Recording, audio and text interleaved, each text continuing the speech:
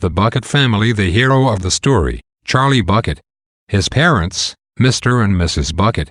And his 4 grandparents, Grandpa Joe, Grandma Josephine, Grandpa George, and Grandma Georgina, is a loving but poor family.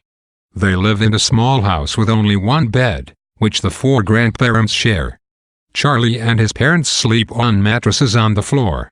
Mr. Bucket works in a toothpaste factory and barely earns enough money to feed his family. They are forced to subsist on bread and margarine for breakfast, boiled potatoes and cabbage for lunch, and cabbage soup for supper.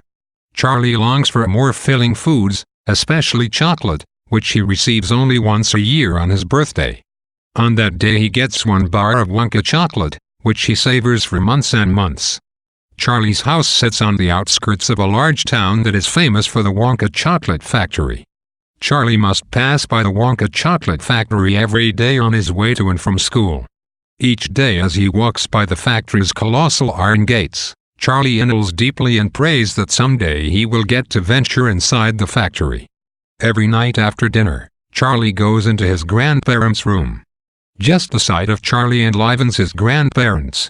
Grandpa Joe tells stories to amuse Charlie, and the others listen in rapture. One evening Charlie asks his grandparents about the Wonka chocolate factory, and Grandpa Joe tells Charlie the story of Mr. Wonka. He begins by saying Mr. Wonka is the greatest chocolate maker in the whole world, and his factory is the biggest in the whole world. Grandpa Joe recounts many of Mr. Wonka's amazing feats, including his more than 200 varieties of candy bars, which are eaten by kings and presidents across the world. Grandpa Joe also regales Charlie with tales of impossible Wonka inventions, such as ice cream that stays frozen in the sun, marshmallows that taste like flowers, and chewing gum that never loses its flavor. During the storytelling, Mr. and Mrs. Bucket stand in the doorway and share in the listening enjoyment. The opening chapters of the story create a stark dichotomy between what Charlie has and what he does not have, which demonstrates Charlie's infinitely patient and humble character. Charlie's 4 grandparents, all of whom are over 90, require constant care from his mother, and his father's meager wages barely buy enough food for their family.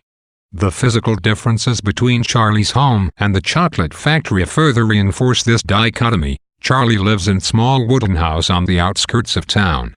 The chocolate factory is gigantic, indomitable, and the guardian of untold treasures.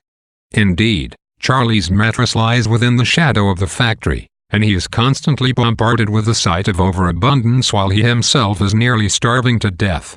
Grandpa Joe's stories about the wondrous creations lying within the Wonka vault further magnify the difference between what Charlie has and what others have. Dahl employs an overly familiar writing style, in which he talks to his reader as if telling the story out loud to an audience. He does this in order to point out to the reader important details, such as with whom to sympathize. Dahl makes Charlie a universally lovable character by having him courteously address the reader. "How do you do? And how do you do? And how do you do, again?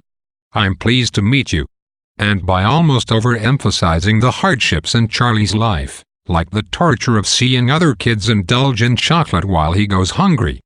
Dahl accentuates these hardships through the use of italicizing and further through the use of exclamation points.